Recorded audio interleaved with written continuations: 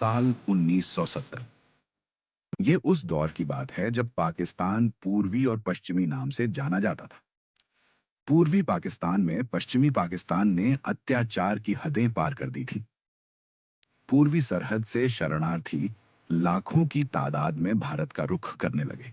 तत्कालीन प्रधानमंत्री इंदिरा जानती थीं कि रिफ्यूजियों की समस्या का स्थायी समाधान जरूरी था।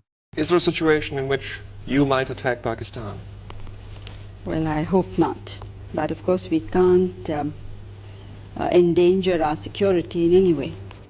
शरणार्थियों की समस्या गंभीर थी। इंदिरा जानती थीं हालात युद्ध की तरफ बढ़ रहे हैं। उन्होंने सेनाध्यक्ष जनरल सैम मानेकशॉ से मुलाकात की। उधर पूर्वी पाकिस्तान की बागडोर जनरल नियाजी के हाथ में थी।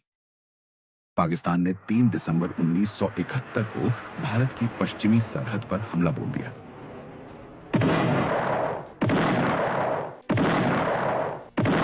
पाकिस्तानी हवाई जहाज़ों ने हमारे अमृतसर, पठानकोट, श्रीनगर, अवंतीपुर, उत्तरलाई, जोधपुर, अंबाला और आगरे के हवाई अड्डों पर बमबाजी की। 3 दिसंबर 1971 शाम 5:31। भारत ने पूर्वी सीमा पर पाकिस्तान के 2 एयरफील्ड पर बमबारी कर दी। इसके जवाब में पाकिस्तान 100 से ज्यादा टैंक लेकर आ गया। उसने राजस्थान के कस्बे लोंगेवाला पर हमला बोल दिया।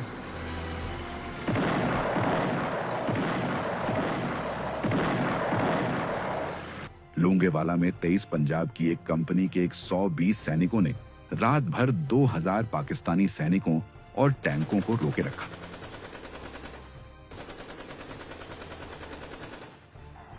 सुबह होते ही भारतीय वायुसेना के हंटर विमानों ने इन टैंकों पर ऐसी बमबारी की कि 90 टैंक अपनी जगह पर ही ध्वस्त हो गए।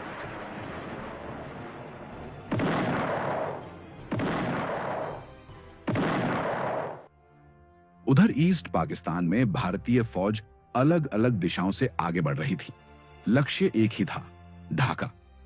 जनरल नियाजी ने पूर्वी पाकिस्तान के अहम शहरों की किलेबंदी कर ली थी। पाकिस्तानी फौज हर तरफ मुस्तैद थी। इधर हिंदुस्तान में इंदिरा युद्ध पर करीबी नजर बनाए हुए थी।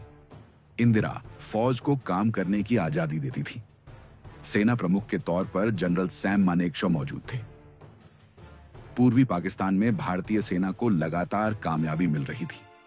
हिली बोगरा की लड़ाई भारत जीत चुका था। पश्चिमी मोर्चे पर बसंतर की लड़ाई भी भारत जीत गया था। भारतीय एयरफोर्स इस लड़ाई में बढ़ चढ़कर हिस्सा ले रही थी और पाकिस्तान को बेहद करारी चोट पहुंचा रही थी। उधर हजारों मील दूर अमेरिका में उस वक्त के राष्ट्रपति रिचर्ड निक्सन भारत पर युद्ध रोकने का दबाव बना रहे थे। लेकिन इंदिरा पर अमेरिकी धमकियों का कोई असर नहीं हुआ।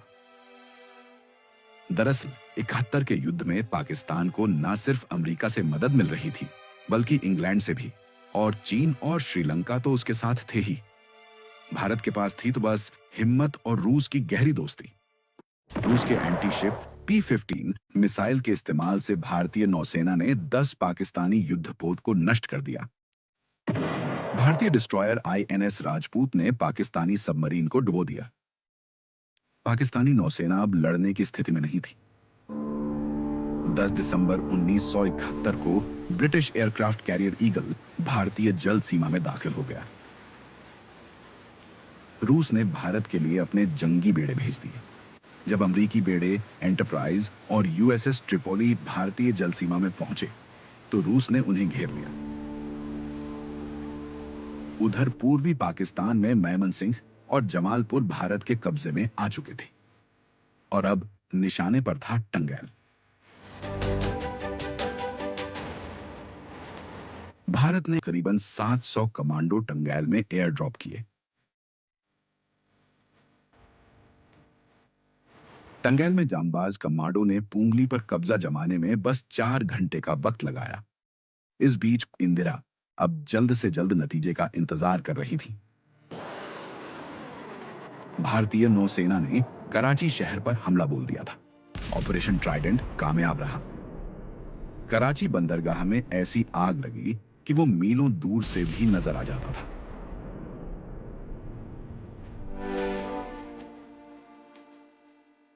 इस बीच हिंदुस्तानी फौज ढाका को घेर चुकी थी। 14 दिसंबर 1971 गवर्नमेंट हाउस ढाका।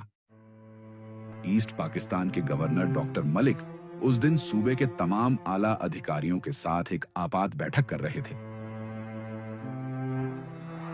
तभी अचानक भारतीय वायुसेना इस इमारत पर बमबारी कर देती है।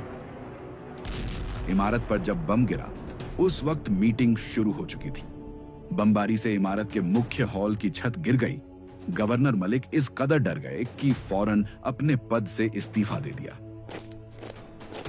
उधर हिंदुस्तानी फौज ढाका की ओर आगे बढ़े जा रही थी और जनरल नियाजी युद्ध विराम के लिए बार बार गिड़गिड़ा रहा था।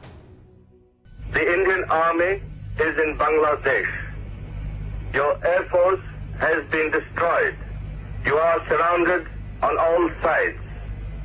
And if you don't surrender, you will be killed unmercifully. 16 दिसंबर 1971 रामना रेसकोर्स ढाका, शाम 4:15।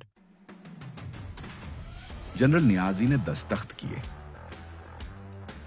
फिर अपनी रिवॉल्वर जनरल अरोरा को सौंप दी। ईस्ट पाकिस्तान का वजूद खत्म हो चुका था। 17 दिसंबर 1971 को एक नए देश का जन्म हुआ, बांग्लादेश। कुल 93,000 पाकिस्तानियों को युद्धबंदी बनाया गया। युद्ध जीतने के बावजूद भारत ने बांग्लादेश में अपना झंडा तक नहीं गाड़ा। 93,000 सैनिकों को कुछ दिनों के बाद जेनेवा कन्वेंशन के तहत पाकिस्तान को वापस लौटा दिया।